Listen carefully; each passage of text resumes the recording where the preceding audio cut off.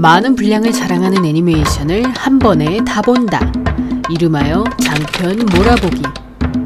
오늘 다룰 작품은 미네쿠라 카즈야의 만화 최요기를 원작으로 중국 고전소설 서유기를 모티브 삼아 삼장법사의 일행의 도원양 이변을 막기 위한 여정을 다뤘으며 그 속에서 삶과 죽음, 종족차별 등 인간의 자아에 대한 고찰을 그려낸 동양 판타지 애니메이션 최요기입니다. 본 영상은 최요기 한국어 더빙판을 기준으로 제작되었음을 알립니다. 인간과 요괴가 공존을 이루고 사는 평화로운 땅 도원양. 본래 도원양은 모든 문명과 신앙의 원천이라 할 만큼 많은 생명체들의 낙원이었으나 어느 날 갑작스런 사악한 마이너스 파동이 온 세상을 뒤덮으면서 요괴들이 이성을 잃은 채 폭주하기 시작하고, 이에 천계의 장로인 산불씨는 이번 도원양의 이변이 서역 천축국의 패등성에서 발생한 대욕의 우마왕의 소생실험 때문임을 짐작하며 황급히 북방 천재의 사자 현장 삼장법사를 장안 사양전으로 호출하는데, 삼장, 그대는 우마왕을 아는가? 자신의 욕망대로 인간을 잡아먹었다는 그 엄청난 요괴 말씀이십니까? 하지만 우마왕은 지금으로부터 약 500년 전 투신 나탁 태자에 의해서 패등성에 묻힌 걸로 압니다. 그 우마왕이 지금 누군가에 의해 소생하려 하고 있다. 그것도 금단의 주술로 알려지는 화학과 이웃술의 합성에 의해서 그건 모든 것의 균형을 무너뜨리는 마이너스의 파동을 발하게 되죠. 그들은 과거에 함께했던 선옥, 사오자, 저팔계를 데리고 서역의 천축국으로 떠나. 대체 어떠한 연유로 요괴인 그 셋을 이 일에 임명하신 겁니까? 그들은 본명이 요괴다. 그러나 인간이기도 하지. 그래서 마이너스 파동의 영향을 받지 않고 자아를 유지하고 있는 것이, 솔직히 말해 이번 임무에 요괴인 그 3명을 동행시키란 명령을 내린 건 다름 아닌 천계에 계시는 관세음보살님이시다. 그렇게 3명의 요괴와 함께 서역으로 향하게 된 현장은 근처 마을에서 식사와 숙박을 해결하던 중 우연히 그 가게의 주인으로부터 이 마을 또한 갑자기 난폭해진 요괴들로 인해 많은 사람들이 살해당했음을 알게 되며, 그로 인해 한때는 요괴와 사이좋게 지내던 인간들도 그들을 혐오하는 지경에까지 이르렀음을 깨닫게 되고, 그러다 취침 중 요괴들에게 기습을 당한 현장은 그들이 500년 전 패등성에 봉인되었던 우마왕의 아들 홍해아를 따르고 있음을 알게 되며, 그의 봉인을 푼 인물이 바로 우마왕을 소생시키려 하는 장본인이자 이번 도원양 이변의 원흉임을 짐작합니다. 그리고 다음날 암산사라는 거대한 사원을 지나던 삼장일행은 최고승 삼장법사의 지위를 가진 현장 덕분에 사원에서 하룻밤 신세를 지게 되지만, 그 절은 부처님을 모시는 곳이란 이유로 술과 담배, 육식 등을 금지하고 있었기에 흡연자였던 현장과 오정은 물론 식탐이 많은 오공까지 번뇌해야 했고, 그러다 또다시 홍해아의 명을 받은 요괴들로부터 기습을 당한 삼장일행은 그들이 5가지 천지개연 경문 중 하나인 현장의 마천 경문을 노리고 있음을 알게 되며, 그 무리들 중에서는 덕망 높은 승려를 먹으면 불로 불사를 한다는 소문대로 현장의 목숨까지 노리는 요괴도 있음을 깨닫게 됩니다.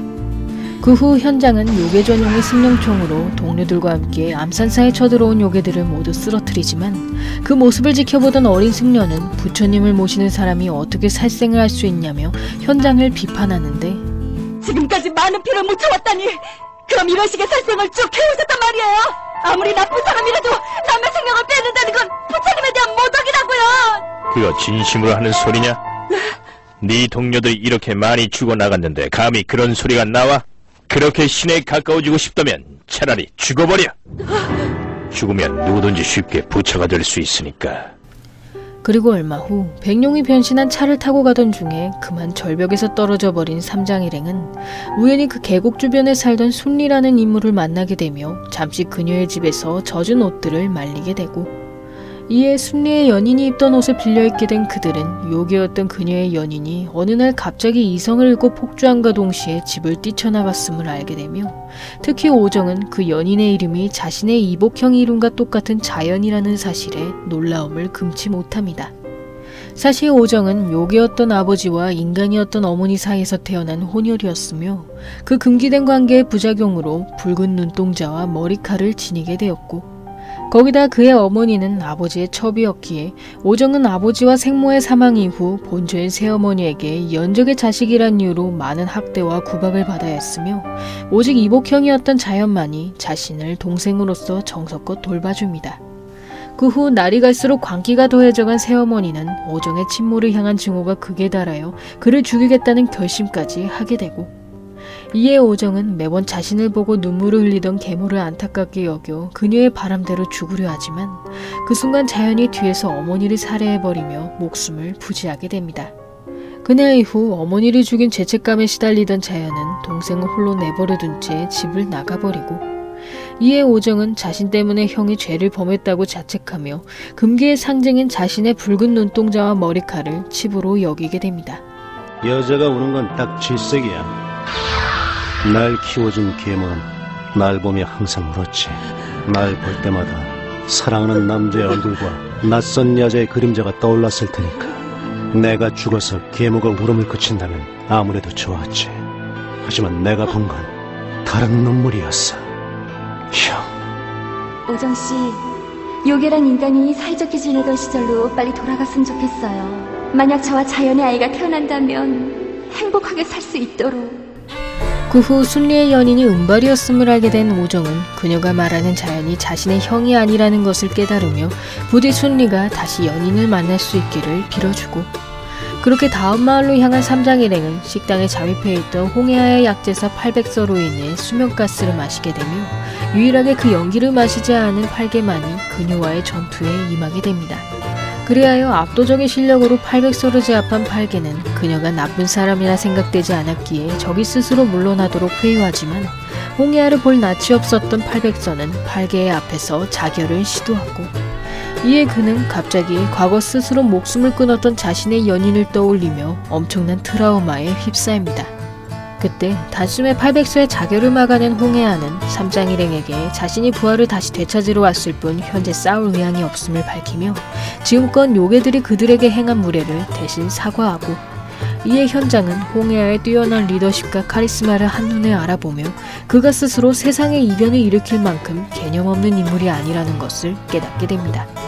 사실 홍해아는 우마왕의 측실인 옥면공주가 자신의 어머니인 나찰녀를 인질로 잡고 협박해오면서 결국 어머니의 저주를 풀기 위해 강제로 우마왕 소생실험에 협력하게 되었고, 이에 그는 옥면공주와 소생실험을 주도하던 박사 니고닐로부터 5가지의 천지개헌 경문, 특히 현장이 가진 마천 경문을 가져오라는 명령을 받게 되며 삼장일행을 공격하는 것에 내키지 않으면서도 자신과 달리 자유롭고 자신감 넘치는 그들의 모습에 왠지 모를 동경과 도전의식을 느끼게 됩니다.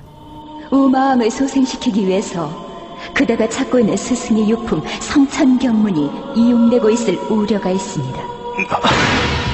성천경문, 태고적 이 세상이 창조될 때 신께서 사용했다고 전해지는 천지개원 경전 중에 하나.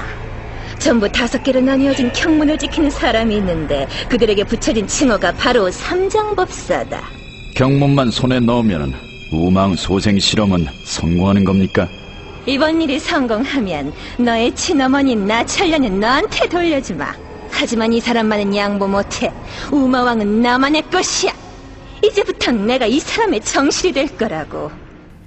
그리고 얼마 후 비를 피하기 위해 여관을 찾아다니던 삼장일행은 우연히 그 주변에 널린 요괴들의 시체를 목격하며 그 시체들마다 육도라는 부적이 붙어있는 것을 발견하고, 이에 현장은 그 부적을 통해 과거 자신과 가장 친했던 주영이란 인물을 떠올리며 10년 전 강류라는 아명으로 불리던 자신의 어린 시절을 회상하게 됩니다. 사실 현장은 태어나자마자 부모에 의해 강해버려진 고아였으며 그런 자신을 주워 키워준 인물이 바로 스승인 광명 삼장법사였고, 특히 광명은 삼장법사들 중에서도 유일하게 2개의 천지개헌 경문을 수호하던 덕망 높은 승려였기에 광명의 수제자였던 현장은 주변 승려들로부터 강에서 떠내려왔다는 뜻의 강류란 이름으로 불리며 많은 시기와 괴롭힘을 받게 됩니다. 그런 현장을 유일하게 보호해주던 인물이 바로 법력사범인 주영이었으며 그는 현장의 비범한 능력을 높이 평가했기에 사제관계를 떠나 둘도 없는 친구로 옆에 자리했고, 이에 현장 또한 자신이 강해버려졌을 당시 지니고 있던 염주를 그에게 선물하며 자신이 주영을 신뢰하고 있음을 표현합니다. 그러던 어느 날 금산사에 침입한 요괴가 광명을 죽인 뒤 그가 가진 2가지 경문 중 하나인 성천경문을 강탈해가는 사건이 발생하고, 이에 눈앞에서 스승의 죽음을 목격한 현장은 가장 소중한 사람을 지키지 못했다는 사실에 몹시 절망하며 광명이 죽기 전에 내려준 법명 현장과 신의 자리에 가까운 인물임을 뜻하는 이마의 차크라를 통해 스승이 수호하던 두 가지 경문을 이어받은 제31대 당하 현장 삼장법사로 임명됩니다. 그날 이후 현장은 최후에 스스로 목숨을 끊을 수 있는 소형 리볼버 하나를 챙긴 뒤 스승의 원수를 갚고 성천 경문을 되찾기 위한 여행을 떠나지만 4년간의 방랑 생활 속에서 얻은 것은 피비린내 나는 현실과 죽음에 대한 공포뿐이었고, 그러다 삼불신의 명으로 장안에 정착하게 된 현장은 살불살조라는 무일물의 가르침을 되새기며 살아가던 중 우연히 500년 동안 오행산의 바위 감옥에 갇혀있던 오공을 만나 그를 걷어들이게 됩니다. 난 남한테 특별히 가르칠 게 없어. 내가 아는 거라곤 이 종이 비행기를 접는 법 정도지. 푸른 하늘은 주황색을, 주황색은 푸른빛을 더욱 아름답게 해주지. 서로 상반되는 색이지만 때론 이렇게 서로를 더욱 돋보이게 해준단다. 내 얘기 너무 시시하지? 아니요, 정말 아름다워요. 지키고 싶은 게 있었다. 그것을 잃었을 때 난 내 자신의 무력함을 깨달았지. 그래서 원했다. 내가 지키지 않아도 되는 걸 달라고. 이봐, 날 계속 불러댄 게 바로 너냐? 시끄러워 죽겠으니까 제발 그만 좀 해라. 이리 나와. 데리고 가줄게. 그 사람은 끔찍한 어둠 속에서 날 꺼내주었다. 태양보다 몇 배나 더 눈부신 세계를 주었다. 삼장법사님! 괜찮으세요? 발개. 실은 저도 비 오는 밤이 딱 질색이거든요. 그래, 비 때문이었어.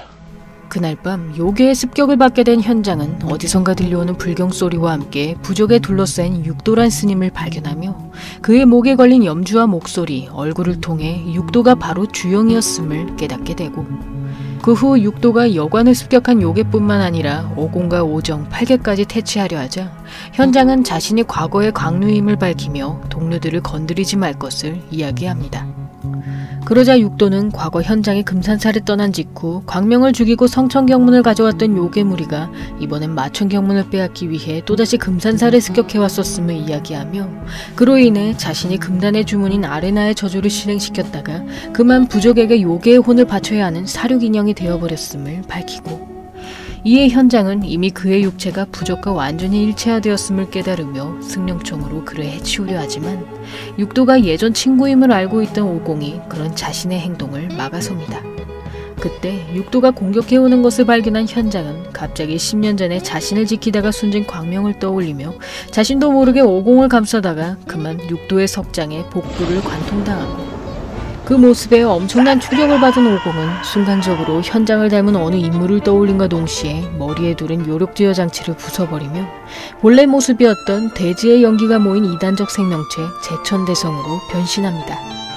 그리하여 엄청난 요력을 지니게 된 오공은 압도적인 실력으로 육도와의 전투에서 손쉽게 우위를 점하지만 갑자기 육도가 가진 강류의 염주가 그를 지키는 보호막이 되면서 결국 도망치는 육도를 붙잡지 못하고, 그 뒤로도 계속 이성을 잃고 폭주하던 오공은 천계에서 내려온 관세음보살의 도움으로 다시 금태를 착용하게 되며 요력제어와 동시에 기절해버리고 맙니다.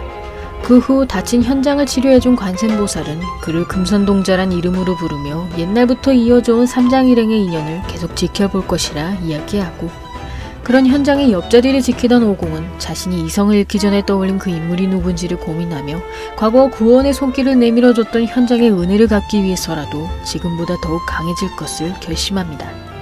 그날 저녁 자신의 손으로 주영을 죽일 것을 결심한 현장은 홀로 육도를 찾아갔다가 그에게 목을 졸리게 되지만, 그 순간 과거 자신이 주영에게 주었던 연주가 깨져버리면서 그와 동시에 육체를 지탱하던 주영의 이성이 완전히 사라져버리는데, 이거 줄게. 난 이제껏 남한테 뭘 줘본 적이 없지만 주영은 특별하잖아.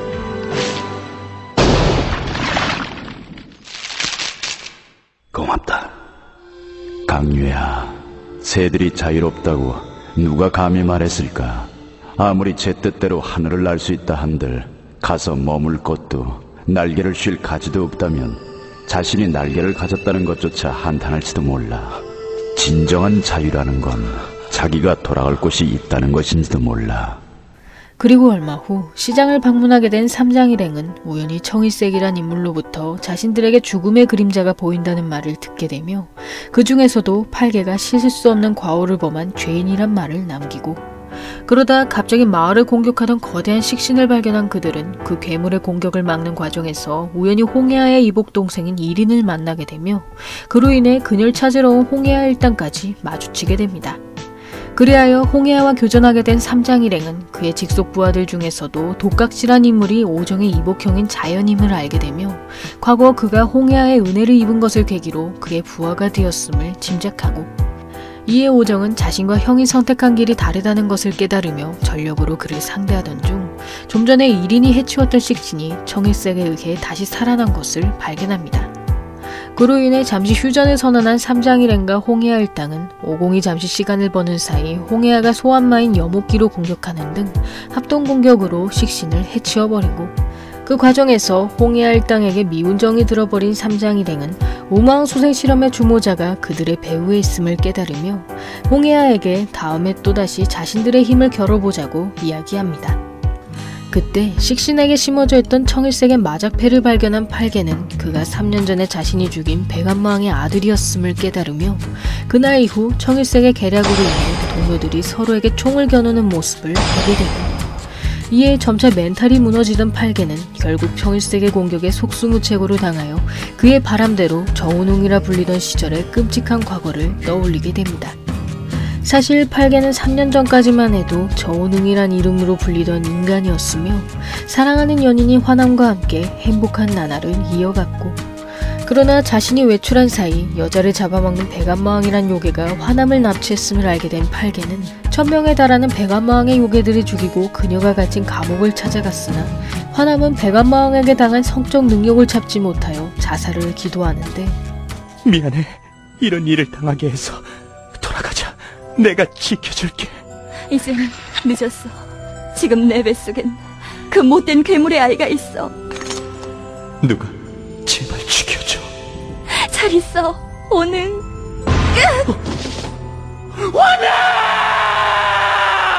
날 죽여줘. 정말 다행이군요. 이걸로 그 아가씨의 괴로움이 끝났잖아요. 안 그래요? 갑자기 이런 전설이 생각나는데 말이죠. 1000마리 요괴의 피를 뒤집어 쓴 인간은 요괴가 되어버린다고 하더군요. 너 이 자식! 설마 진짜로 요괴가?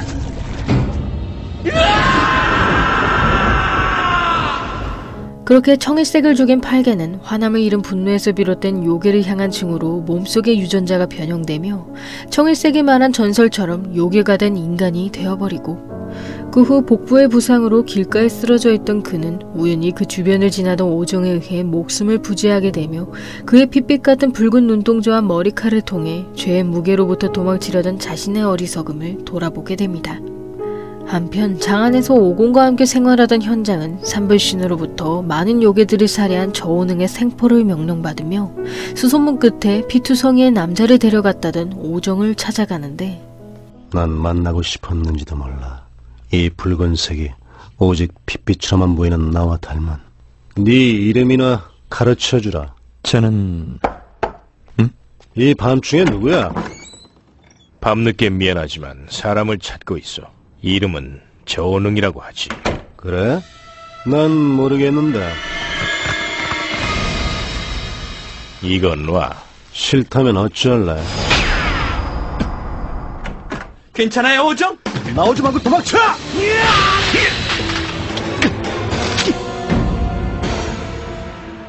움직이지 말고 들어주세요. 분명 저는 엄청난 죄를 저질렀습니다. 하지만 전 아직 해야 할 일이 하나 남아있어요. 제게 조금만 시간을 주십시오. 그렇게 오정의 집을 벗어나 화남의 시신을 찾으러 가던 팔개는 도중에 자신에게 앙심을 품은 요괴로부터 기습을 당하게 되자 흔쾌히 자신의 육체를 조각내도 좋다며 스스로 자신의 오른쪽 눈을 찔러버리고, 그 모습을 발견한 현장과 오공은 황급히 그런 팔개의 행동을 저지하며 그가 죽어도 바뀌는 것은 없지만 삶은 무엇인가를 변화시킬 가능성이 있다는 것을 이야기합니다. 그 후 백안마왕의 성을 찾아간 팔개는 이미 모두 불타 사라져버린 터의 모습에 몹시 절망하지만 그 자리에서 연부를 외워주는 현장의 모습에 조금이나마 위로를 받게 되고, 그리고 얼마 후 현장의 변호를 통해 산불신의 선처를 받은 그는 저팔계란 이름과 함께 새로운 인생을 살아가게 되며 자신과의 만남을 계기로 붉은색에 개의치 않게 된 오정과 재회하게 됩니다. 정말이지 아주 좋은 친구분을 두셨군요. 저온 잃어버리면 마음이 꽤나 아프겠어요. 그렇다면 당신이 내 대신 저 녀석을 죽여주세요. 어서 피하세요. 삼장! 발견! 당신은 분명히 죽었습니다. 내가 죽였어요. 난 숨이 끊어지기 직전 이걸 내 몸속에 묻어놓았습니다. 이 녀석은 자기 자신의 시체를 식신으로 만든 거였구나. 삼장! 눈을 떠봐요. 삼장! 삼장!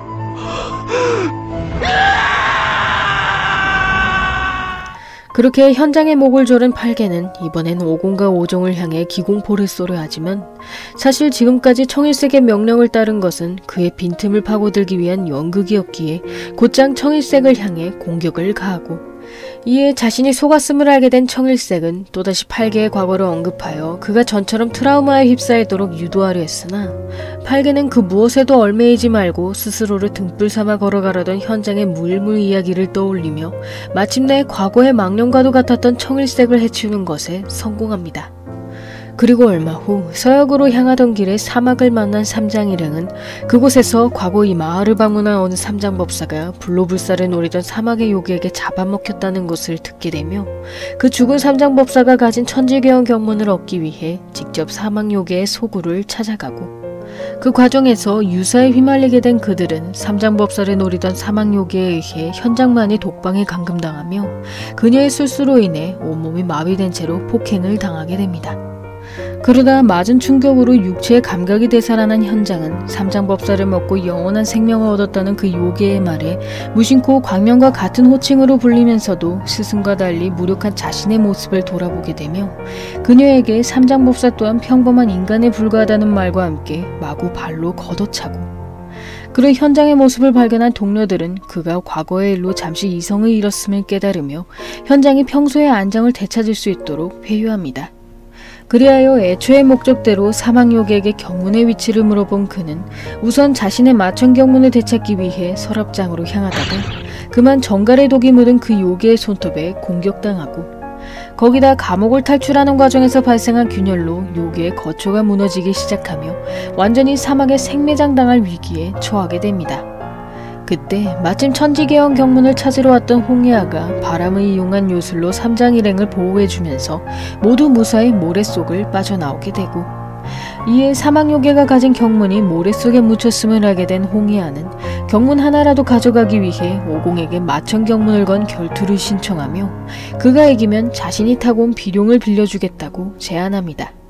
그러자 오공은 독에 중독된 현장을 마을로 데려가기 위해 그 결투 신청을 받아들이며 팔개에게 나중에 자신의 폭주를 막아달라는 부탁을 남긴 뒤 스스로 이마에 있는 요력제어 장치를 제거하고, 이에 실력차가 상당했던 홍해아를 상대로 압도적인 전투력을 보여주게 된 오공은 상대를 죽여야 한다던 결투 조건대로 진심으로 그를 죽일 듯이 덤벼들며 결국엔 일방적인 폭행으로까지 이어지게 됩니다.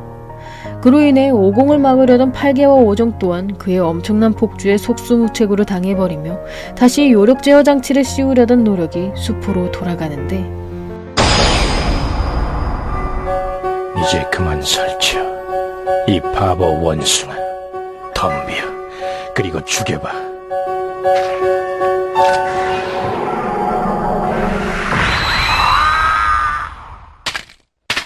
미안하지만 너 같은 놈한테 쓸 총알은 없어. 많이 하지. 매운.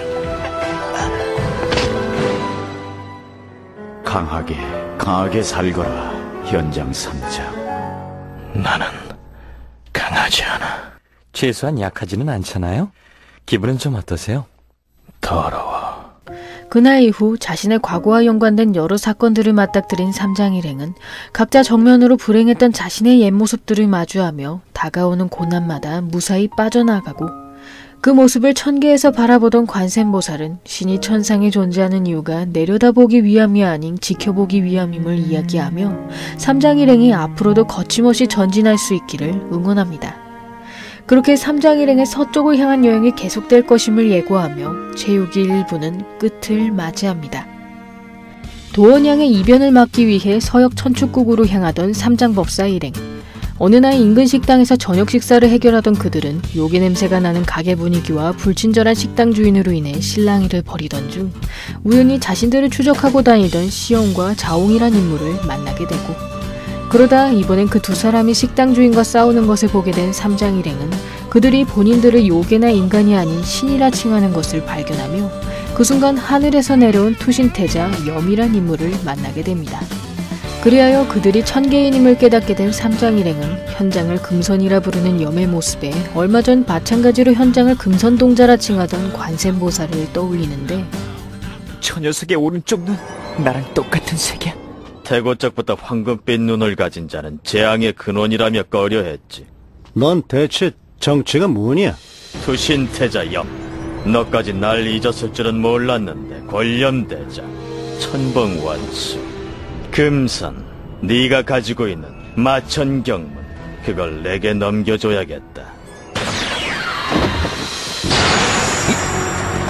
마천경문을 가지고 뭘 어쩌려는 거지? 없애버리려는 거야. 무능한 녀석들이 지배하고 있는 썩어빠진 천계. 뭐야? 신이 나를 다치게 할 수 있는 무기는 아무것도 없어. 우리한텐 이길 승산이 없으니까 좋은 말로 할 때 경문을 내놓으라 이거냐? 헛소리 말고 꺼져. 그 후 마천경문을 뺏기 위해 현장의 목숨을 노리던 염은 자신을 가로막는 오공의 모습에 500년 전 이단적인 존재란 이유로 천계에서 멸시받았던 과거의 오공을 떠올리며 자신과 똑같은 처지였던 그에게 더 이상 공격을 가하지 못하고, 이에 칼을 거두게 된 염은 자신의 계획을 위해선 오공이 더욱 강해져야 한다고 이야기하며 동료들과 함께 그 자리를 벗어납니다. 그리고 얼마 후 양계산 근처에 있는 혼돈의 탑을 찾아간 염은 그 탑의 수장에게 요괴인 그들을 천계인으로 만들어주는 대신 자신의 부하가 될 것을 제안하여 요괴 무리의 총성을 받아내는 것은 물론 혼돈의 탑 그 자체를 완전히 장악하고, 그 후 이번엔 서역 천축국의 패등성 습격을 계획하던 염은 천계와 달리 바쁘게 돌아가는 하계의 모습을 바라보며 현장의 전생이었던 500년 전의 금선동자를 회상하는데, 하계 인간이 말이다. 권태는 인간을 죽인다고. 하지만 여긴 죽음조차 존재하지 않아. 머릿속에 뇌가 점점 녹아내리는 것 같다. 따분해 돌아가시겠네라고 얼굴에 써져 있는데, 금선? 날 놀리러 온 거면 돌아가. 따라와. 해안 행자가 하계에 갔다가 아주 재밌는 동물을 지어왔더라. 바위에서 태어났다고? 그래. 녀석은 인간도 요괴도 아닌 돼지가 낳은 생물인 거지. 굉장하다. 반짝반짝하는 게 꼭 태양 같아. 태양이라고? 미안. 무슨 짓이야 이 원수가! 미안하다고 했는데 왜 때려? 저 녀석 여기서 보호해주면 되는 건가? 모든 것은 내 조카 금선에게 이름한다. 그게 무슨 헛소리야 이 할망구야! 걔 이름이나 지어도 네가 기를 거니까. 태양 같더라. 꼬시는 솜씨가 아주 죽이는데. 그렇게 이단적 생명체를 떠맡게 된 금선은 매번 그의 잦은 말썽 때문에 골머리를 썩이지만 삶의 권태로 인해 그 무엇에도 흥미를 가질 수 없었던 자신이 그 어린 소년이 꺾어온 조그만 꽃의 아름다움을 느끼게 되고, 그러던 어느 날 여느 때처럼 장난을 치고 달아나던 그 소년은 금선을 피해 어느 방에 숨어 들어갔다가 우연히 투신태자인 나탁을 만나게 되며 그 또한 사람들의 추격을 따돌리는 중이었기에 함께 그 방에서 몸을 숨기게 됩니다. 그 과정에서 나탁과 금방 친해지게 된 소년은 자신의 이름을 묻는 그의 질문에 아직까지 이름을 지어준 사람이 없었음을 이야기하며 천계에서 이단이란 이유로 차별당하는 자신의 처지를 털어놓고, 이에 나탁은 이 세상에 하나뿐인 존재란 그 누구도 본인을 대신하지 못하기에 정말 굉장한 것이라 이야기하며 그에게 다음에 또 만나자고 약속합니다. 그 후 금선에게 이름을 지어달라고 부탁한 소녀는 눈에 보이지 않는 것을 깨달을 수 있는 자란 뜻으로 오공이란 이름을 받게 되며 다음번에 나탁을 만나면 반드시 자신의 이름을 알려줄 것을 결심하고, 그 모습을 지켜보던 금선은 오공의 친구가 입탑천의 아들인 나탁이란 사실에 걱정이 앞서며 최근 입탑천 주변에 일어나던 불온한 움직임을 예의주시합니다.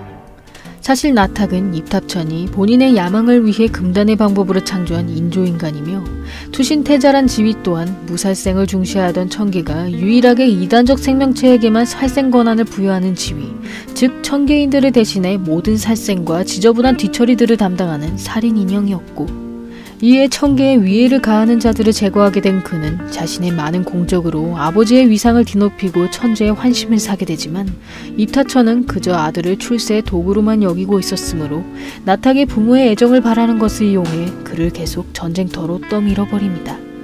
한편 다시 나탁을 만나기 위해 궁을 돌아다니던 오공은 우연히 서방군의 권렴대장을 만나 나탁이 우마왕 토벌을 위해 하계로 내려갔다는 소식을 듣게 되며 그가 자신의 목과 팔다리에 착용한 족쇄로 인해 쉽게 자신을 들어올리지 못하는 것을 발견하고, 이에 권렴은 천계가 이단의 생물이란 이유로 어린아이에게 개당 20kg에 달하는 족쇄를 채웠음을 깨달으며 이단에겐 너무도 가혹한 천계의 행태에 불만을 가지게 됩니다. 그 후 우마왕 토벌에서 돌아온 군대를 마중 나간 오공과 권렴은 중상을 입은 나탁과 달리 생채기 하나 없는 그의 부하들을 발견하며 그들이 나탁을 돕지 말라던 입탑천의 명령은 물론 요괴의 피를 손에 묻히고 싶지 않은 마음에 전투에 전혀 나서지 않았음을 깨닫게 되는데, 그래, 권렴이라고 했지? 군의 상층부던 녀석을 많이 어려워한다던데. 그건 상층부에 뭔가 떳떳지 못한 구석이 있어서가 아닐까요? 전쟁도 없고 죽음조차 존재하지 않는 이 천계에서 하기의 치안과 질서를 어지럽히는 무리를 토벌한다는 이유만으로 군대가 만들어졌죠. 전쟁이란 본디 자기 자신의 이상을 이루기 위한 것이잖아요. 천봉, 원수는 대장보다 훨씬 더 높은 계급인데 왜 굳이 부관에 머물러 있는 거지? 나서서 설치는 게 싫거든요. 너는 싸우기 위해서 태어났다. 네가 죽어도 아무도 슬퍼하지 않아. 싫어, 그만해! 나타! 이젠 괜찮냐, 나타? 너무하다. 다친 사람을 이렇게 어두운 방에 혼자 놔두는 법이 어딨어. 나한테 무슨 일이 일어나도 아무도 걱정하지 않아. 그럼 여기까지 널 만나러 온 난 뭐냐? 네가 날 굉장하다고 해줬을 때 무지하게 기뻤고, 네가 활짝 웃으면서 또 보자고 해줘서 더 기뻤어. 그래, 몸이 나으면 내가 천계의 여기저기를 안내해줄게. 나만이 알고 있는 비밀기지랑 산딸기가 많이 나는 곳 등 근사한 데가 많아. 정말? 내가 가서 누구 불러올게. 괜찮으니까 여기 있어. 야, 원숭이, 함부로 싸돌아다니면 동물이 2마리로 늘었군. 그리고 다음날 나탁에게 자신의 이름을 알려주는 것을 깜빡한 오공은 다음에 그와 만날 날을 기약하며 금성과 함께 천재의 생일잔치에 참석했다가 많은 인파로 인해 혼자 떨어져 버리고, 그러다 어느 무리와 시비가 붙게 된 오공은 그들이 이단의 생명체인 자신을 데리고 있다는 이유로 금선을 마구 모욕하자 홧김에 그 남성의 다리를 걷어차 버립니다. 그 모습을 발견한 천봉과 권렴은 오공에게 폭력을 행사하려던 그들의 행동을 저지하다가 오히려 권렴에게 평소 원한이 있던 사람들을 대거 집합시키게 되며 결국엔 커다란 싸움판으로까지 발전하게 되고, 이에 금선은 소란을 일으킨 책임으로 자신을 비롯한 4명이 퇴장하겠다고 밝히며 황급히 지루했던 천재의 설교 자리를 벗어나 버립니다. 그리고 얼마 후 나탁이 하계에 출전을 명령받았음을 알게 된 권렴은 천재의 앞에서 나탁의 부상이 아직 낫지 않았으니 자신의 부대를 대신 출전시켜달라 부탁하며 투신태자의 부대원들이 나탁의 뒤에만 숨어있는 비열한 겁쟁이임을 이야기하고, 이에 입탑천은 천계제일의 전사인 나탁이 부상 정도로 출전을 거부할 리가 없음을 밝히며 자신의 공적을 위해 아들이 스스로 출전을 선택하도록 유도합니다.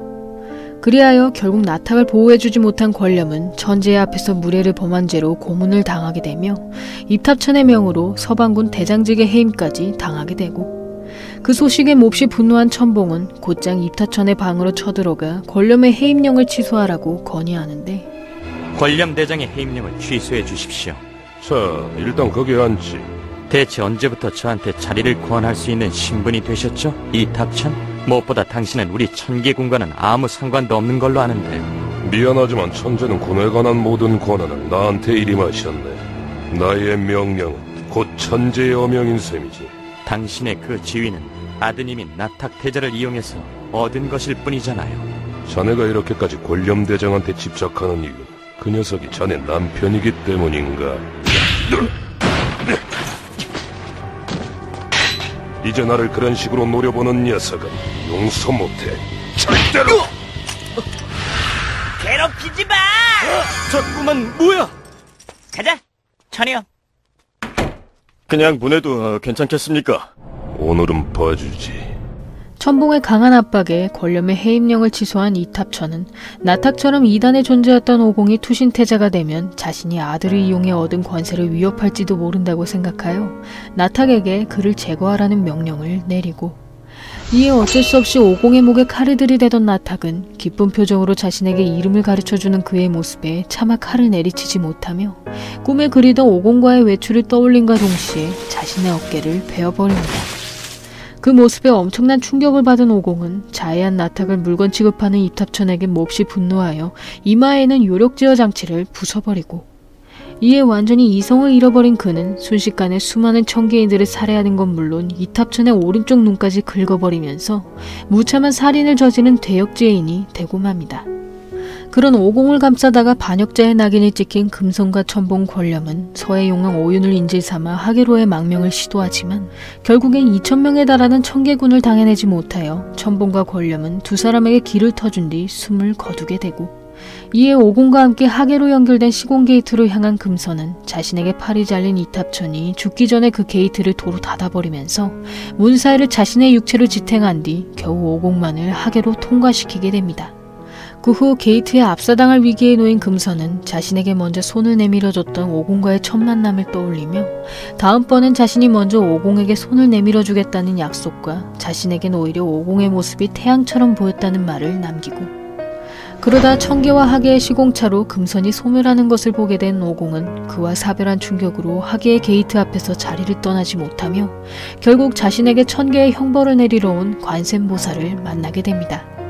그런 오공의 모습을 안타깝게 여긴 관세음보살은 금손과 천봉 권렴이 오공을 만나서 행복했을 것이란 말을 남기며 오공이란 이름 외의 모든 기억을 삭제한 뒤 시간의 흐름을 봉인한 바위 감옥 속에 그를 가둬두고, 이에 천계의 뜻대로 영원한 고동을 맛보게 된 그는 500년이란 기나긴 세월 동안 하늘의 태양만을 바라보다 어느 날 자신의 영혼이 부르는 외침을 듣고 찾아온 현장을 만나게 됩니다. 그보다 별난 건 스승님이세요. 저같이 어디에서 굴러온 녀석인지도 모르는 애를 주워다 곁에 두고 이렇게 키워주시다니. 목소리가 들렸기 때문이란다. 그때 네가 날 불렀거든.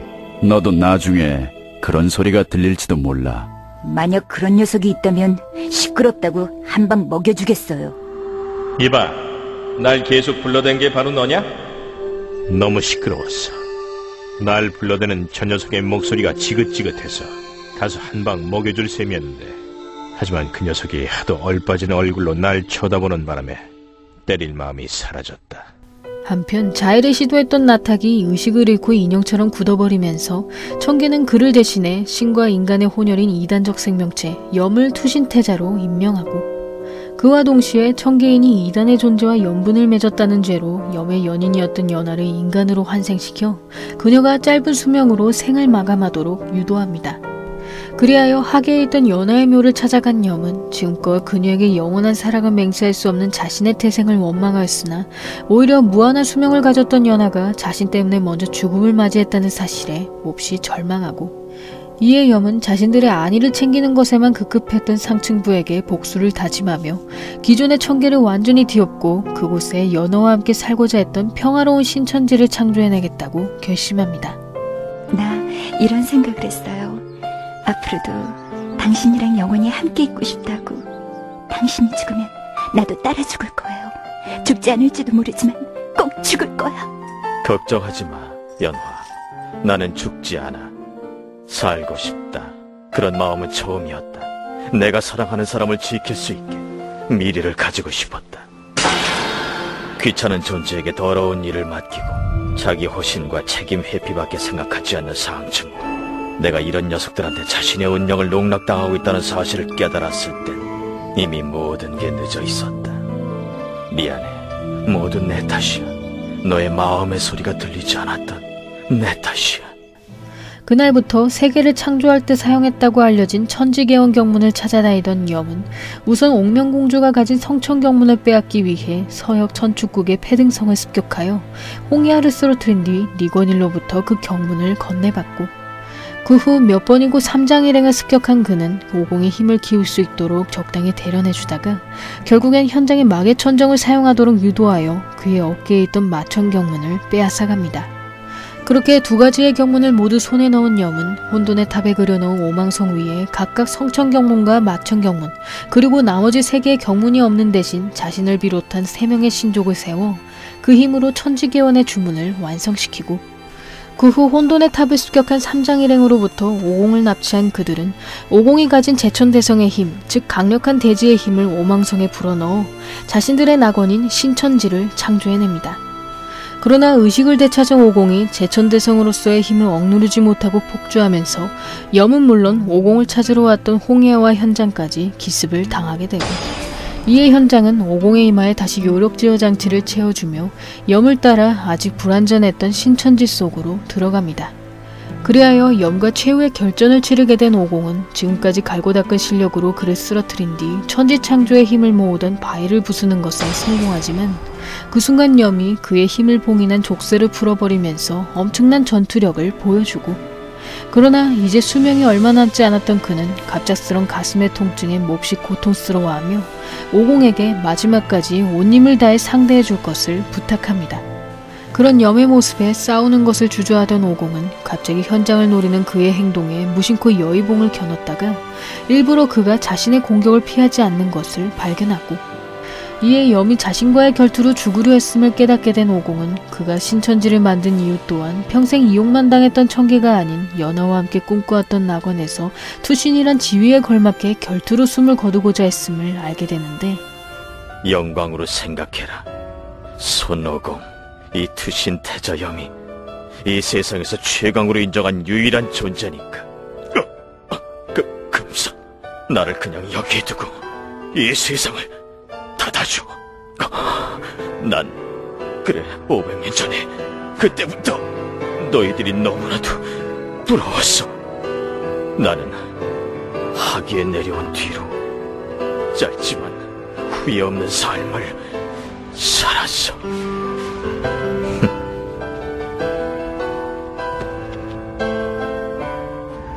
나우마카선 만다 바스라단 카리 온만이 하지 메이 운 마계 천정!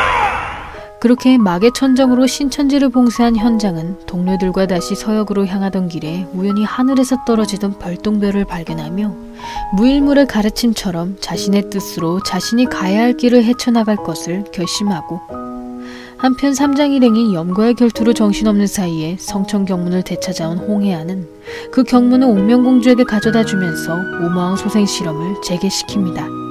그 후 나탑과 함께 삼장일행을 지켜보던 관세음보살이 그들의 앞날에 펼쳐진 모험을 기대하며 최욱이 이부는 끝을 맞이합니다. 최근 요괴들이 여자들만 노려서 살해한다는 소문이 퍼진 어느 마을. 그 마을에서 언니인 세화와 함께 큰아버지의 여관일을 돕던 성화는 잦은 흉흉한 사건들에 요괴들을 퇴치하고 다닌다던 삼장법사가 자신들의 마을에 방문해주기를 기대하던 것도 잠시 그날 밤 여관에 투숙하러 온 수상한 행색의 남자들을 발견하게 되고 이에 성화는 그들이 마을의 여자들을 노리던 요괴라고 생각하여 밤새 그 수상한 사람들의 방을 감시하지만 그때 장보러 나갔던 언니가 갑자기 행방불명되었다는 것을 알게 됩니다. 그 소식을 들은 삼장일행은 세화를 찾기 위해 인적이 드문 숲속을 찾아갔다가 우연히 남성 몇 명이 모여있는 것을 발견하며 그들이 자신들의 범행을 숨기기 위해 지금껏 요괴의 짓으로 둔갑시켰음을 깨닫게 되고 이에 그 무리로부터 멋지게 세화를 구해낸 삼장일행은 마을 사람들의 열렬한 환영으로 인해 마천경문을 노리던 요괴들에게 자신들의 위치를 들키게 되며 결국 어느 요괴가 성화를 인질삼아 경문을 요구하는 것을 발견합니다. 그 순간 아래로 뛰어내리라는 현장의 말을 듣게 된 성화는 곧장 요괴의 발을 깨물고 떨어져 오종에 의해 무사히 구출되는데 뭐야 아직도 살아있잖아. 왜 그렇게 요괴를 괴롭히는 거냐? 너희들 몸속에도 반은 요괴 피가 흐르지 않아? 내가 이 세상에서 믿을 수 있는 건 나 자신뿐입니다. 별 쓸데없는 소리를 다 들어보겠네. 내가 인간 편이라고? 계속 믿고 있었다고. 난 태어나서 죽을 때까지 오로지 내 편일 뿐이야. 한편 천지기원 경문 수색이 부진한 탓에 오명공주의 압박을 받게 된 홍해아는 박사 니건일로부터 자신의 동료들을 지키는 것만 생각하라는 말과 함께 근력을 강화해주는 팔찌 하나를 받게 되며 그 팔찌를 착용하면 힘이 몇 배로 강해지는 대신 엄청난 통증이 동반된다는 것을 알게 되고, 그 후 곧장 삼장일행을 찾아간 홍해아는 현장이 요괴의 기습으로 인해 독에 중독되었음을 알게 되자 그들에게 마천경문을 건 결투를 신청하며 삼장일행이 이기면 자신이 타고 온 비룡을 빌려주겠다고 제안합니다. 그러나 혼자 3명을 상대하는 것이 벅찼던 홍해아는 결국 니건일이 준 팔찌를 착용하여 압도적인 전투력으로 우위를 점하지만 그 순간 갑자기 엄청난 통증과 함께 온몸에 부담을 느끼게 되면서 팔찌를 노리던 오공의 공격을 피하지 못하고, 그 모습을 발견한 독각씨는 홍해아가 먼저 싸움을 걸어왔다는 사실에 사과의 표시로 그들에게 800서의 해독제를 건네주며 황급히 홍해아를 데리고 패등성으로 돌아갑니다. 미리 말해주지만 약사원 일하면 여기 없어요. 뭐야? 왕자님은 상태가 많이 안 좋은 것 같은데요. 건드리지 마! 내가 너희같이 수상한 녀석들에게 홍야를 맡길 것 같아? 당장 치료하지 않았다간 목숨이 위험할 텐데. 홍야를 부탁한다. 들 것이요. 예전에 내가 말했었죠. 소중한 건 절대 손에서 놓으면 안 된다고.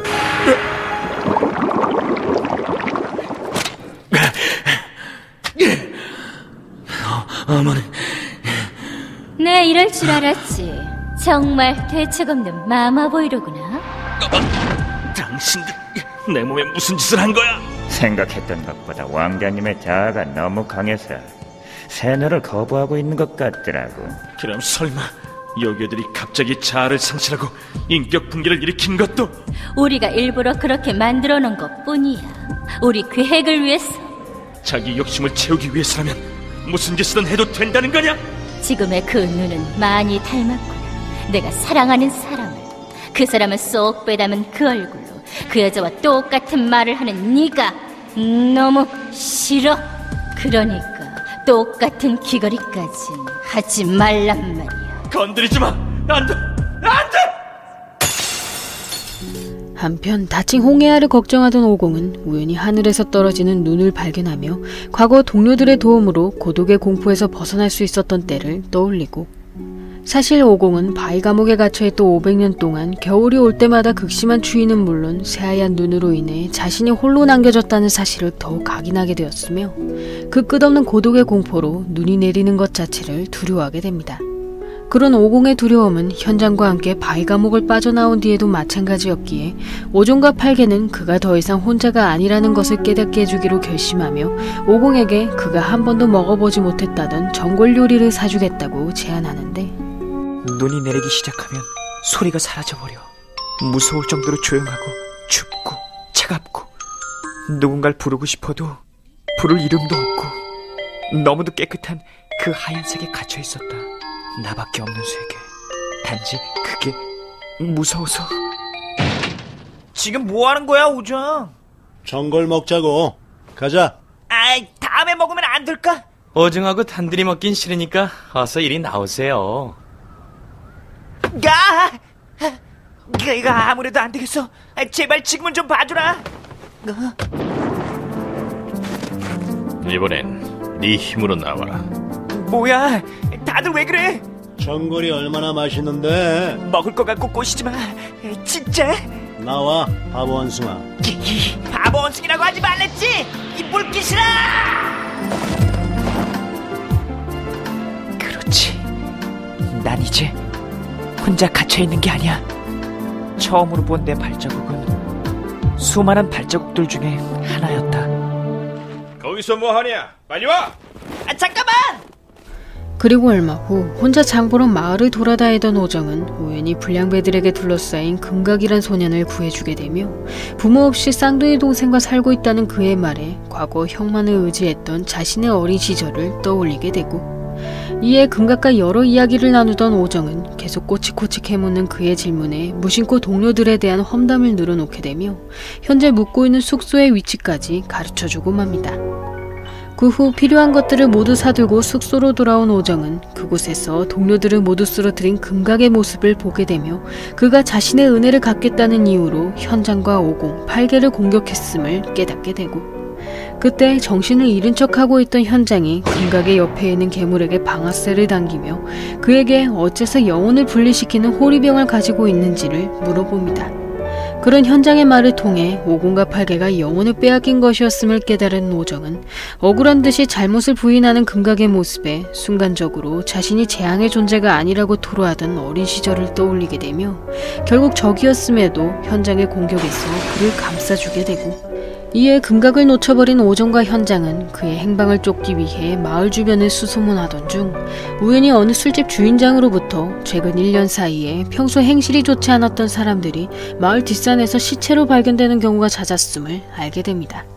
그리하여 곧장 마을 뒷산으로 향한 두 사람은 삼장일행의 전력이 줄어들었다는 소문을 듣고 모여든 요괴 무리를 맞닥뜨리게 되며 그 과정에서 현장이 어느 요괴의 기습으로 인해 절벽에서 떨어질 위기에 놓이고, 이에 오정은 서골장의 사슬을 통해 가까스로 현장을 끌어올리는 것에 성공하지만 이번엔 어둠 속에서 등장한 호리병의 넝쿨이 현장의 움직임을 구속하며 금각과의 대치 상태에 놓이고 맙니다.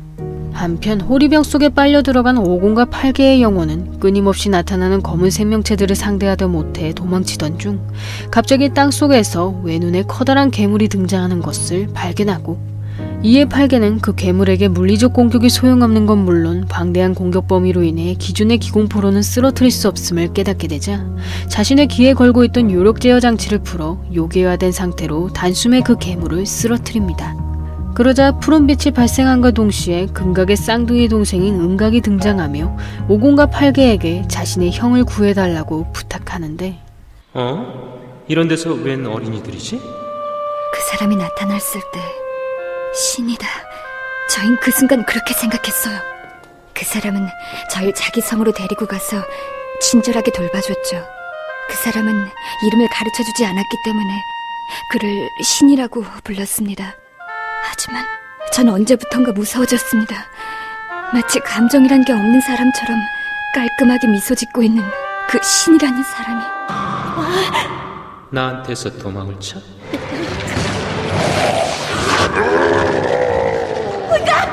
은각은 나쁜 아이였기 때문에 이런 괴물로 변해버린 거야. 어떻게 하면 은각이 원래대로 돌아올 수 있죠? 네가 좋은 일을 많이 하면 되지 않을까. 나쁜 사람들을 없애버린 거다. 형은 지금 세뇌당에 있어요. 절 구하려고. 당신들이 죽으면 은각은 원래대로 돌아올 수 있어. 형의 손을 더럽혀가면서까지 구원받고 싶다고 네 동생이 그렇게 말했냐? 시끄러워! 어서 내 총을 꺼내! 저 표주먹만 빼앗으면 팔개와 오정을 다시 살릴 수 있어. 어떡하지? 부서졌어. 어떻게 화내실 거야? 짜증나. 벌벌 떨면서도 믿고 매달리고 사랑받고 싶어서 필사적인 바보 같은 녀석. 갇혀있던 호리병에 부서진과 동시에 의식을 되찾게 된 오정과 팔개는 황급히 뒷산에 있던 두 사람과 합류하여 금각에게 지금껏 그가 신에게 세뇌당한 상태였음을 이야기하지만 그 모습을 지켜보던 신이 금각의 세뇌가 풀리자마자 염주를 이용한 공격으로 그를 살해해버리고, 이에 몹시 분노한 오정은 곧장 서골장으로 신을 공격하였으나 그의 육체는 삼장일행의 눈을 속이기 위한 환각이었기에 신은 그들을 실컷 비웃으며 그 자리를 벗어나 버립니다.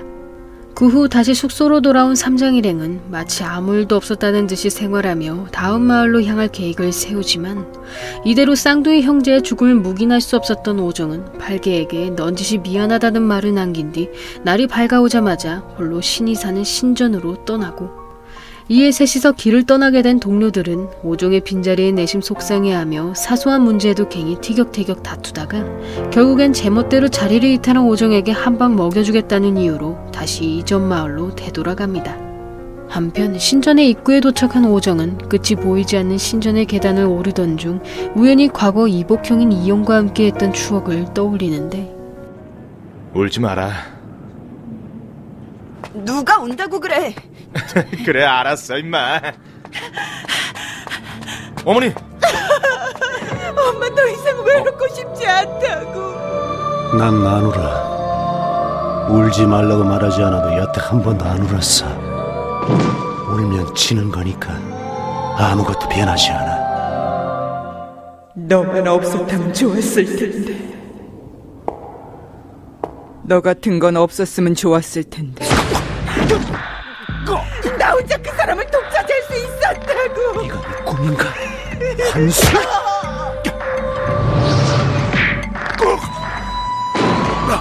이건 뭐야? 어차피 넌 죽으려고 했었잖아. 어머니 잘못이 없어. 내가 살아있는 게 잘못인 거야. 내가 죽으면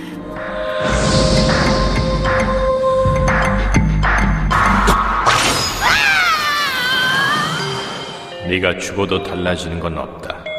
하지만 네가 살아서 달라지는 것은 있다. 살아있어서 달라진 건 나인지도 모르지. 울지 마라. 그런가? 언제든지 울어도 된다고. 알아듣기 어렵잖아, 바보 형아. 지금까지 네가 지나온 건 안개의 미로란 거야. 재밌었어? 그래, 아주 구역질이 날 정도로.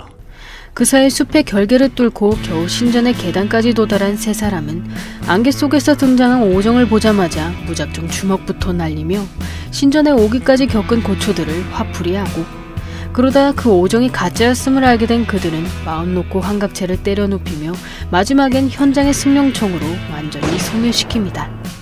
그 후 신전 안까지 들어간 세 사람은 신의 공격으로부터 오정을 구출한 뒤 동시에 달려들지만 압도적인 그의 힘으로 인해 일격에 모두 전투불능 상태가 되어버리는데, 참 슬프지?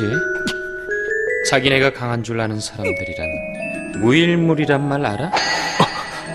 부처를 만나면 부처를 죽여라. 공자를 만나면 공자를 죽여라. 그저 생긴 그대로 자신의 삶을 살아가라. 너희는 너무 많이 집착했다고 산다는 거나 이긴다는 것에.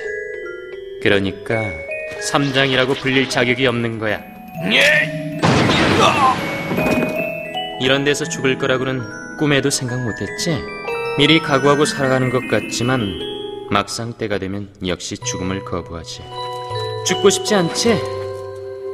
골 사나워. 홍류, 이 죽음 예전부터 내가 잘 아는 거였어. 너한테 줄게. 망가졌다. 네가 망가뜨린 거야. 네가 약하면 모두 죽게 돼. 너한텐 삼장이라고 불릴 자격이 없어.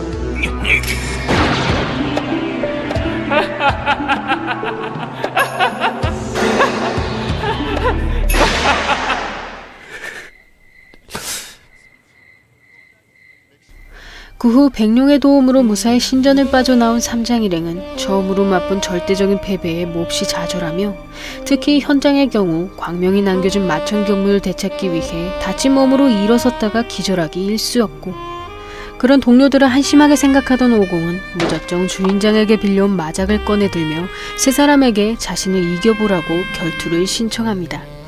그렇게 갑자기 마작판이 열리게 된 삼장일행은 엄청난 집중력으로 승부수를 두는 오공에게 꼼짝도 하지 못하며 결국엔 몇 시간 동안 오공의 연승으로 이어가게 되고, 이에 오공은 패배감에 젖은 동료들을 상대로 몇 번이고 이길 자신이 있다는 것을 이야기하며 살기 위해 이기려 했던 자신들의 방식이 결코 잘못되지 않았다는 것과 이대로 신에게 패배를 당한 채 물러설 수 없음을 밝힙니다.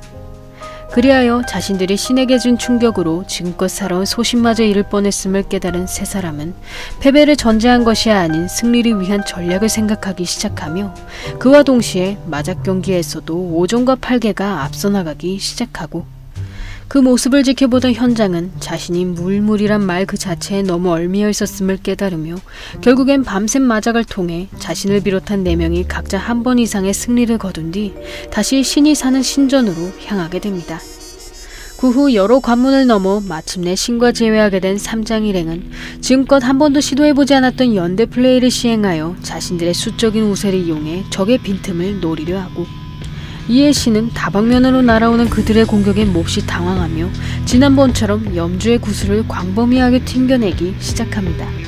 그 순간 10년 전에 신과 만났던 일을 떠올리게 된 현장은 그가 이마에 차크라가 없기로 소문난 오곡 삼장법사의 수제자였으나 자신과 달리 스승으로부터 법명과 경문을 이어받지 못했음을 깨달으며 그로 인해 본인의 이름을 신이라 칭한 뒤 남의 경문을 빼앗아 삼장법사 노릇을 하고 있었음을 깨닫게 되고, 이에 자신이 진정한 삼장법사가 아니란 사실을 다시금 직시하게 된 신은 곧장 금각과 은각이 모아준 영혼들을 이용해 삼장일행의 육체를 구속하지만 현장이 신의 어깨에 있던 마천경문으로 마계 천정을 외우면서 장난감을 가장한 영혼들이 모두 소멸해버리고 맙니다. 그 후 자신의 육체를 희생하여 신에게 타격을 주던 삼장일행은 현장의 8개의 육체를 방패 삼아 신에게 승룡총의 탄환을 박아넣으면서 결국 승리를 거머쥐게 되는데, 무일물이라는 말이 있다. 스승님께서 내게 남겨주신 말이지. 난 내 나름의 해석에 따라 여기까지 왔다고 생각했지만 내가 무엇보다 집착하고 있던 것은 바로 무일물이라는 그 말 자체였던 거다. 내겐 내 나름의 삶의 방식이, 현장 삼장이 말하는 무일물이 있다. 나한텐 아무것도 없는데 넌 이것저것 많이 갖고 있잖아. 나도 줘라. 싫어, 안 줘. 치사해. 그렇구나. 게임은 이제 다 끝나버린 거죠? 죄송해요, 선생님. 지고 말았어야죠. 알고 있었어요. 선생님이 내게 준 건 더 이상 필요하지 않게 된 것들이라는 거. 나도 선생님 장난감 중에 하나라는 것도. 아하, 미안. 시끄러워서 말이야. 잘 안 들리는구나. 나 죽고 싶지 않아요. 그렇겠지. 선생님 가르쳐줘요. 신이란 게 있어요. 없지 않을까? 다행이다. 그렇게 무너지는 신전에서 벗어난 삼장일행은 배의 허기짐을 통해 자신들이 살아있다는 것을 체감하며 곧장 신전이 있는 숲에서 빠져나오고, 한편 무너진 건물 파편 위에서 과거 신에게 남겨준 자신의 금관을 써보던 니건일은 광명의 제자였던 현장에게 깊은 인상을 받으며 다음번엔 그들을 상대로 어떤 놀이를 할지 고민합니다. 그 후 초보 운전이었던 현장이 중상을 입은 동료들을 태우고 서쪽을 향해 마구 X를 밟으며 최후기 3부는 끝을 맞이합니다. 서역 천축국으로 향하던 길에 커다란 강을 맞닥뜨린 현장 삼장일행.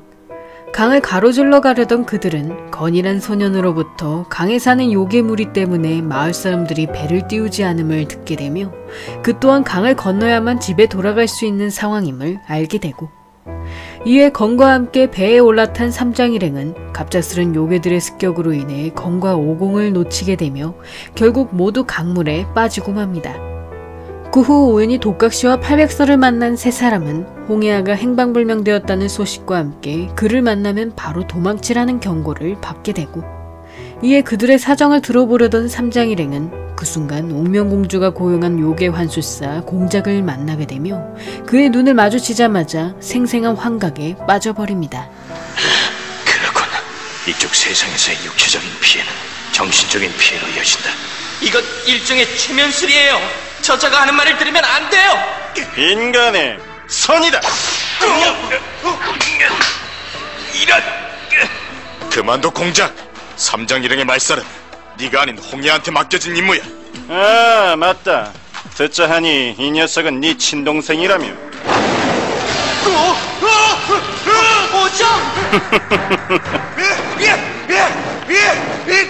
많이 뜨겁지 사오정?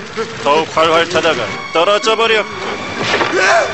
오정씨, 정신 차려요. 환각이라고요. 뭐 하고 있냐 사오정? 얼른 나한테 복수해야지. 너의 그 석장으로 말이야. 이 자식! 그만둬! 함정이야! 멍청한 놈, 자기 편을 죽이다니. 아니야, 거짓말. 저 녀석, 우릴 죽였다는 환각에 빠졌군. 독각씨!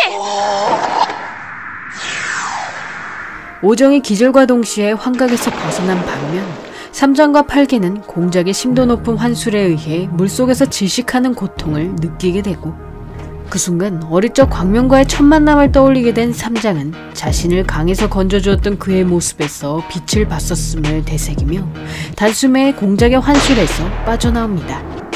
한편 검과 함께 건너편 마을까지 흘러간 오공은 그를 마을 사람들이 숨어있던 토굴로 보낸 뒤 홀로 수많은 요괴들을 상대하고, 그 과정에서 우연히 홍해아를 맞닥뜨린 오공은 반갑게 그에게 인사를 건넸다가 갑작스런 공격에 속절없이 쓰러지고 맙니다. 이 녀석 제정신이 아니야. 삼장법사는 지금 어디 있지? 그걸 알려줄 것 같아?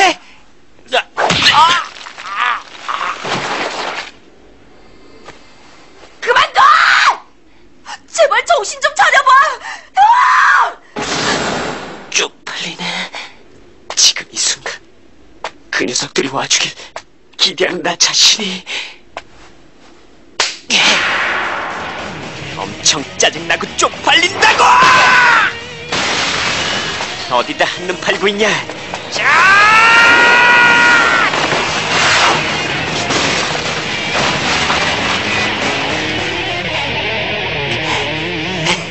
까불고 있어.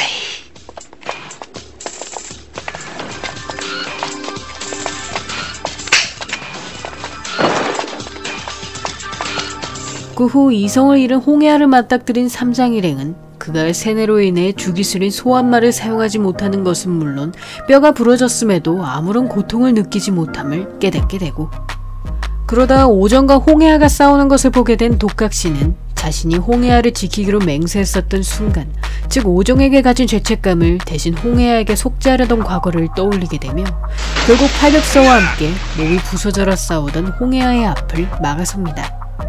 그 순간 오공이 독각씨의 뒤를 기습하는 것을 발견한 홍해아는 무의식적으로 그를 보호하려다 여의봉의 머리를 3개 얻어맞고, 그 충격으로 세뇌에서 깨어나게 된 홍해아는 독각씨와 팔백서의 존재가 자신에게 빛이었음을 깨달으며 여목기의 소환과 함께 원래 모습을 되찾습니다.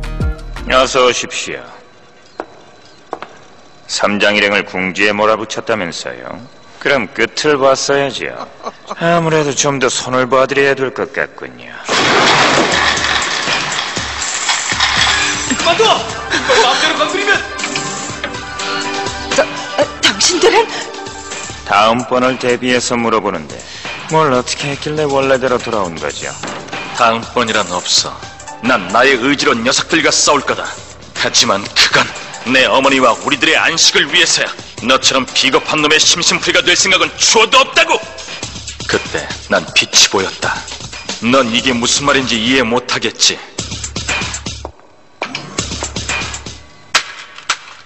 이놈 저놈 할 것 없이 전부 빛만 따라다니니 이거야 원 불나방처럼 말이야.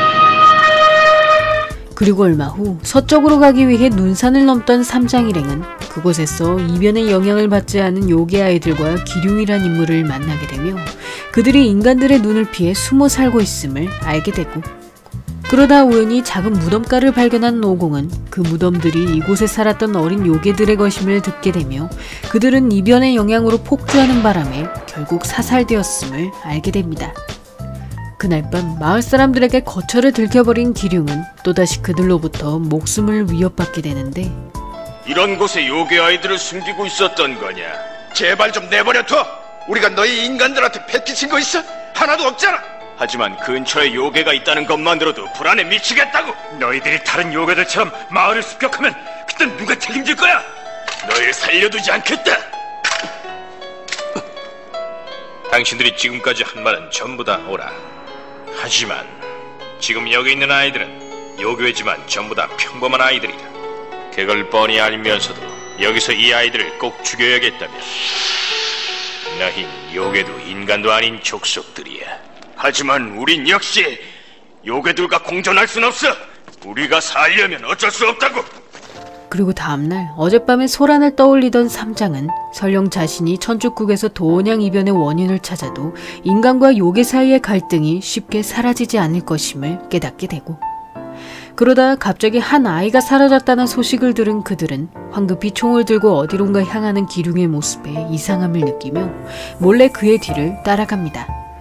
그곳에서 아이를 향해 총을 쏘는 기룡을 발견한 삼장일행은 지금껏 폭주한 아이들을 사살한 사람이 바로 기룡이었음을 깨달으며 그가 이곳을 떠나지 못했던 이유도 본인이 죽인 아이들이 이 눈산에 묻혀있기 때문임을 알게 되고, 그 후 아이의 시체를 들고 거처로 향하던 기룡은 곧 마을 사람들이 자신들을 죽이러 올 것임을 짐작하는데, 난 뭔가 잘못 생각했던 걸까? 아이들한테 살기 위한 것을 주면서 폭주한 아이들을 가차없이 죽인다. 그게 모순이란 건 나도 알아. 난 그저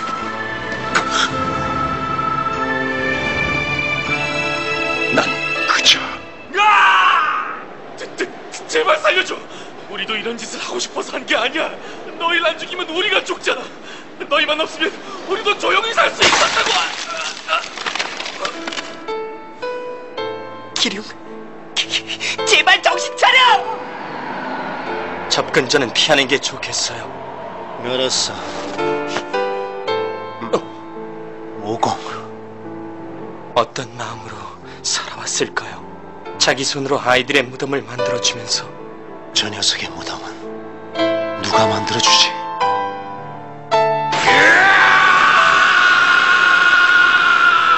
기규!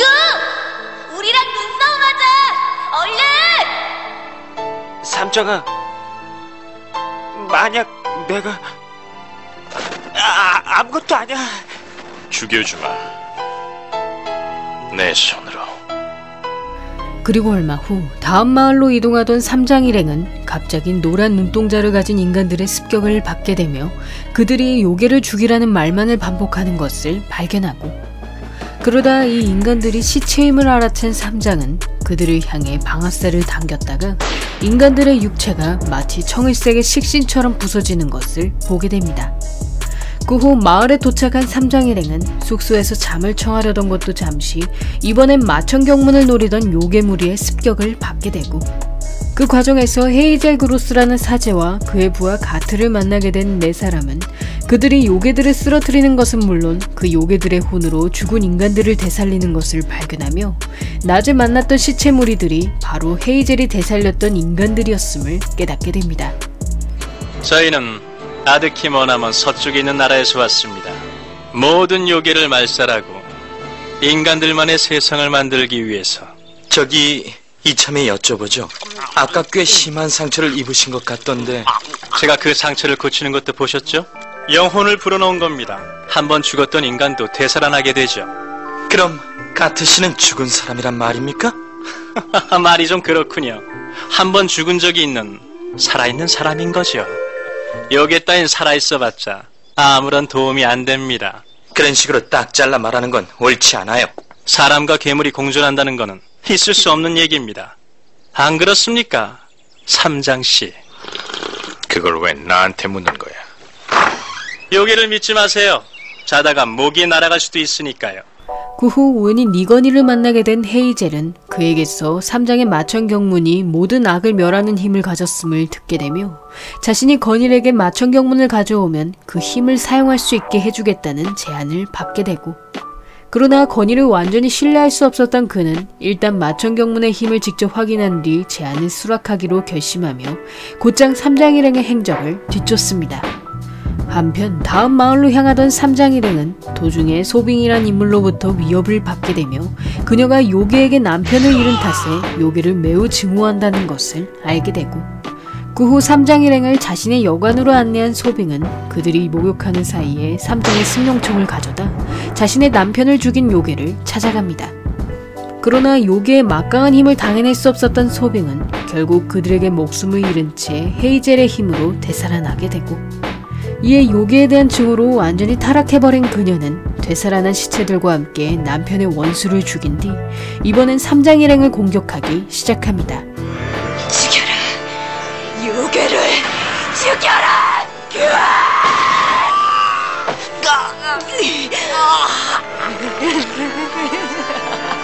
오감! 소빙! 거셨는다, 바스라단가. 마계! 천자!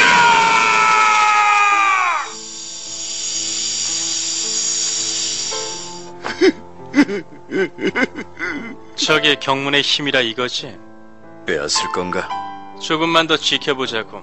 저것에 당하면 같은 너 역시 무사하지 못할 테니까 말이야.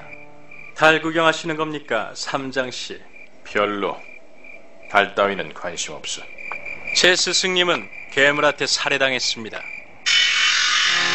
제가 태어나고 자란 나라에서 말이죠. 요괴를 몬스터, 괴물이라고 부릅니다. 제 스승님은 좀 별난 분이셨어요. 쫓기고 계신 겁니까? 안전해질 때까지 숨어있다 가십시오. 스승님. 제가 죽은 사람을 되살리는 힘을 가지고 있는 건 삼장씨도 아시죠? 전 그걸 스승님이 돌아가신 이후에 알게 됐죠. 세상 모든 요괴들을 죽이고 스승님의 원수를 갚을 겁니다. 삼장씨도 저처럼 소중한 사람을 요괴한테 잃었죠? 당신도 속으론 요괴를 증오하고 있을 겁니다. 녀석들은 인간을 죽이는 것 따위는 아무렇지도 않게 생각하거든요. 그래서 죽인다는 건가? 인간을 죽이기 전에. 만약 당신의 동료들이 폭주해서 인간을 습격한다면 어쩌실 겁니까? 내가 쏴 죽인다.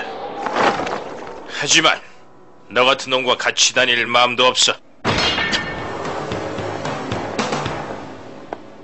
그 후 삼장에게 파트너 제안을 거절당한 헤이젤은 그들이 서로 마음을 잘 표현하지 않는 것을 이용해 삼장과 동료들 사이를 이간질하고, 이에 의도치 않게 헤이젤과 동행하게 된 삼장은 그 과정에서 가트의 과거 이야기를 듣게 되며 그가 헤이젤을 따르게 된 것 또한 가트의 부족이 숭배하던 정령 때문임을 알게 됩니다.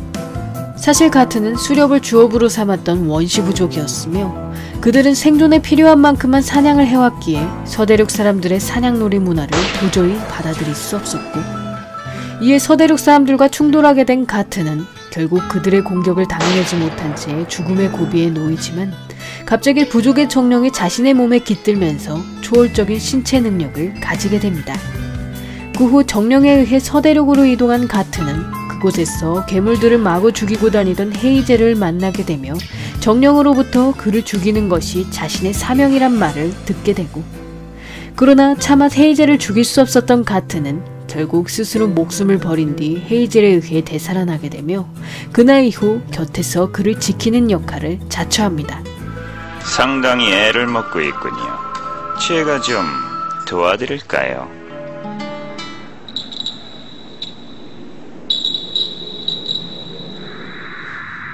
방울소리? 이 방울소리가 너를 환각세계로 유도한 거야. 네가 요괴와 결탁을? 결탁이라니, 녀석들은 당신을 설득시키기 위한 수단, 즉 이용한 겁니다. 삼장씨도 속으론 요괴들이 밉죠. 지음과 복수심으로 가득 차 있잖아요. 우리 둘이서 모든 요괴를 말살하는 겁니다. 너 그거 진심으로 하는 말이냐? 전 당신의 힘이 절실하게 필요하다고요. 살아있는 사람은 아무도 내 말을 들어주지 않아요. 내 말을 들어주는 건 죽은 사람뿐이죠. 너희 자식, 이대로 함께 여행을 떠나시겠습니까? 아니면 여기서 한번 죽고 난 다음에 가시겠습니까? 삼장씨가 알아서 정하세요. 헤이즐이 마천경문의 힘을 탐낸다는 것을 알게 된 삼장은 그의 계속된 협박에도 강하게 저항하며 조금씩 공작과 헤이즐의 협력 관계를 무너뜨리고, 이에 공작의 환각에서 탈출하는 것에 성공한 삼장은 자신을 구하러 온 동료들과 함께 가트를 상대하지만 그는 헤이즐에 의해 금방 부상을 회복하였기에 쉽게 쓰러뜨리지 못합니다. 그러다 요괴의 영혼을 모두 소진한 헤이즐은 죽음을 각오한 가트를 말리지 못한 채 그의 육체가 부서지는 것을 무력하게 바라보았고, 이에 결국 완전한 죽음을 맞이하게 된 가트는 마지막으로 헤이즐이 가진 치유력, 즉 인간을 되살리는 힘은 모두 정령이 준 능력이었음을 털어놓으며 어릴 적부터 왜곡된 기억을 가진 그에게 진실을 가르쳐줍니다. 네가 한 짓이냐? 괴물은 전부 다 죽일 거예요. 그건 괴물의 저주였다. 정령은 말했다. 우린 이 아이를 죽여야 할 운명이라.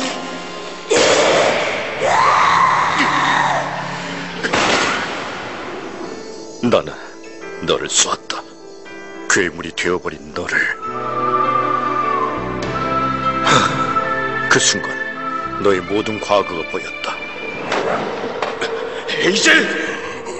난 괴물을 미워하고 있지. 그래서 우리 마을에 괴물 사냥꾼을 보낸 거야. 너 같은 괴물 따윈 이 세상에서 전부 사라져야 돼! 나를 저주하겠다.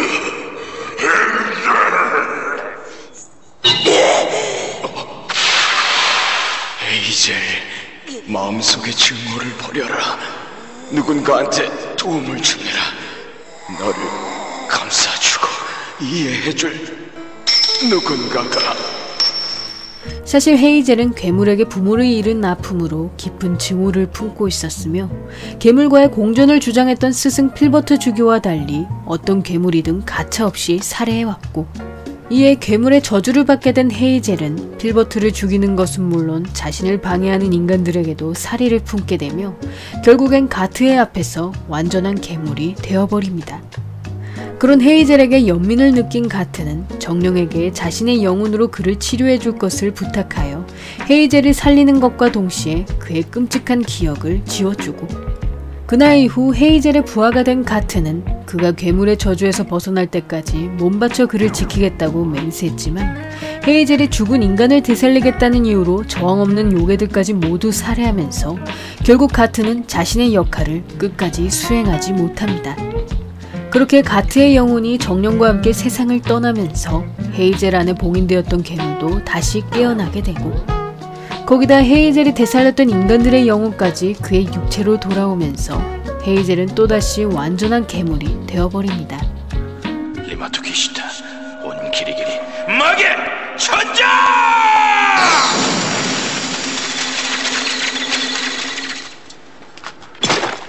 삼장씨, 이제 정신이 드나? 쏘십시오. 삼장씨, 녀석은 아직 안 죽었습니다.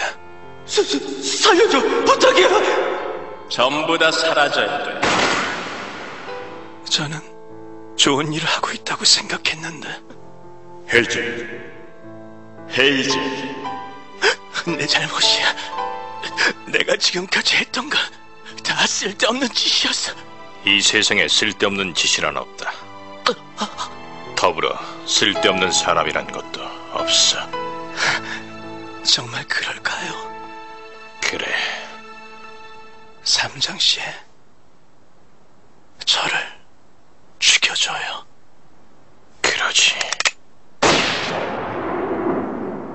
그 후 헤이젤의 무덤을 만들어준 삼장일행은 인간도 괴물도 아닌 존재였던 그를 안타깝게 생각하며 다시 서쪽으로 향하기 시작하고, 그 모습을 지켜보던 관세음보살은 그들이 보여줄 앞으로의 여정을 기대하며 최후의 4부는 끝을 맞이합니다.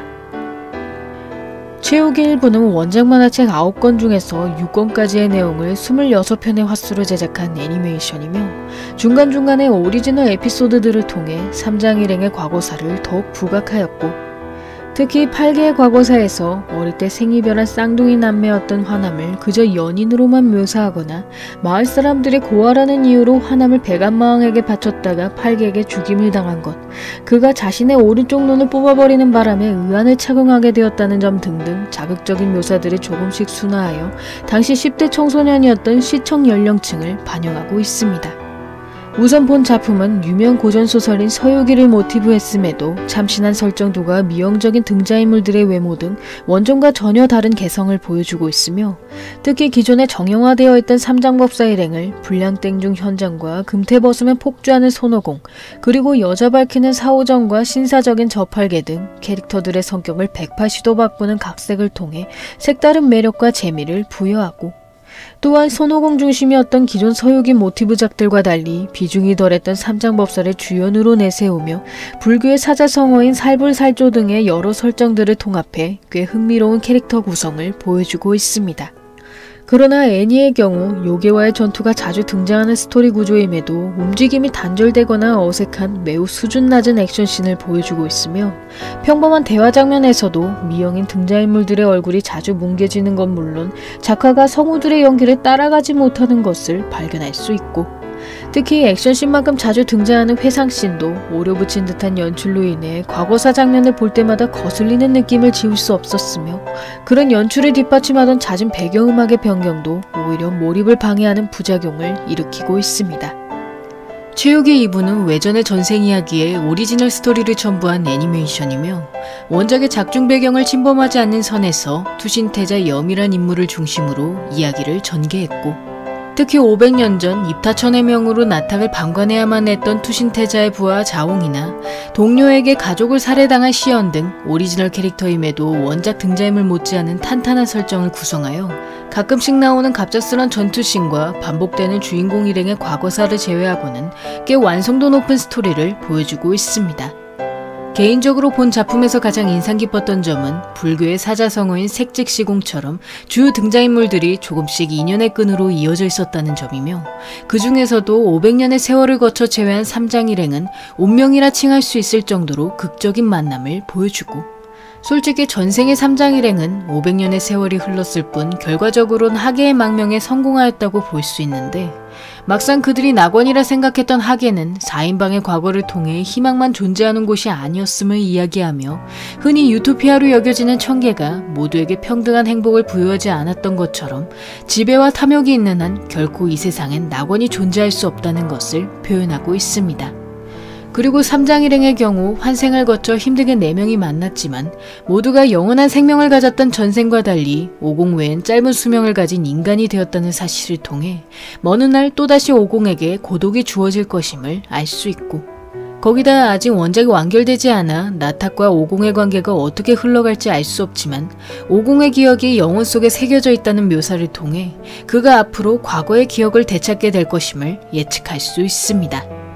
최욱의 3부는 원작 만화책 10권 중에서 2권까지의 내용을 25편의 화수로 제작한 애니메이션이며, 막상 작품명은 두 번째 시리즈인 최욱의 리로드임에도 초반 에피소드 몇 개와 홍해아의 세뇌를 제외하고는 대부분 오리지널 스토리와 첫 번째 시리즈의 연장선을 그려냈고, 특히 환상마저 시리즈에서 마무리하지 못했던 최욱의 만화책의 스토리를 보충하듯이 후반 17화부턴 첫 번째 시리즈의 최종 보스였던 신을 등장시켰으며, 홍해아의 세뇌 또한 원작의 전개를 따라가기 위해 또다시 삼장일행과의 결투를 진행하는 모습을 발견할 수 있습니다. 그러나 원작의 내용을 제외한 오리지널 에피소드들은 맛없는 만두를 요괴 퇴치에 사용한다거나 현장이 고양이에게 약하다는 등 다소 엉뚱한 설정들을 나열하고 있으며, 스토리의 전개 또한 계속 비슷한 레퍼토리의 반복이란 느낌을 지울 수 없었고, 거기다 환상마전의 작화가 더 낫다고 생각될 정도로 단순화된 캐릭터 디자인들을 보여주고 있으며, 그나마 본 시리즈의 하이라이트인 신이 등장하는 에피소드부터 작품이 거의 등장하지 않는 것을 발견할 수 있습니다.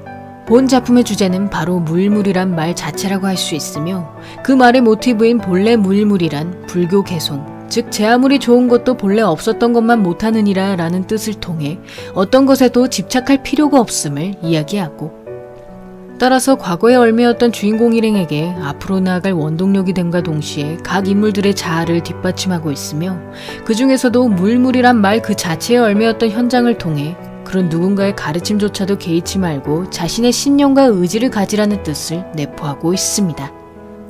최욱의 4부는 원작 만화책 4권까지의 분량을 26편의 화수로 제작한 애니메이션이며, 원작이 완결되기 전에 제작된 탓에 대부분을 오리지널 스토리로 채운 뒤 나중에 삼장일행의 과거 부분만 OVA로 제작하였고, 특히 앞선 애니 시리즈인 최욱의 리로드보단 작품이 덜하지만 여전히 작화 퀄리티가 좋지 않은 편이며, 후반으로 갈수록 늘어지는 전개와 매끄럽지 못한 스토리로 인해 고 TV판들 중에서 가장 몰입도가 떨어지는 시리즈라고 생각합니다. 우선 원작의 헤이젤은 요괴말살에 광적으로 집착했던 애니판과 달리 삼장과의 만남을 통해 자신이 해온 일에 대해 계속 의구심을 갖는 모습을 보이며, 그가 가트를 되살렸던 이유도 자신이 실수로 가트를 살해한 뒤 그의 곁에서 평생 속죄하기 위함이었고, 이에 원작의 헤이젤과 가트는 애니판처럼 주종관계가 아닌 서로의 삶을 지탱해주는 동반자와도 같았으며, 살인자와 피해자였던 그들의 관계가 점차 친구를 넘어선 가족이 되는 모습은 보는 사람으로 하여금 묘한 아이러니를 불러일으키고 있습니다.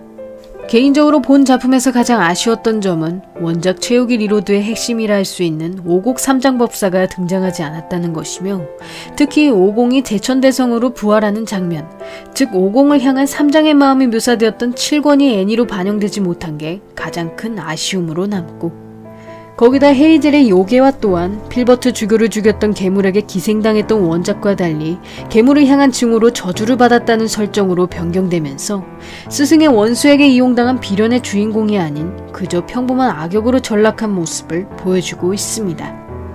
여기까지 최욱이 시리즈였고요. 여러분의 구독과 좋아요는 힘이 됩니다. 구독을 하시면 다음 영상을 더욱더 빨리 만나보실 수 있습니다. 그럼 많은 시청과 관심 부탁드리면서 다음 편에서 만나 뵙겠습니다.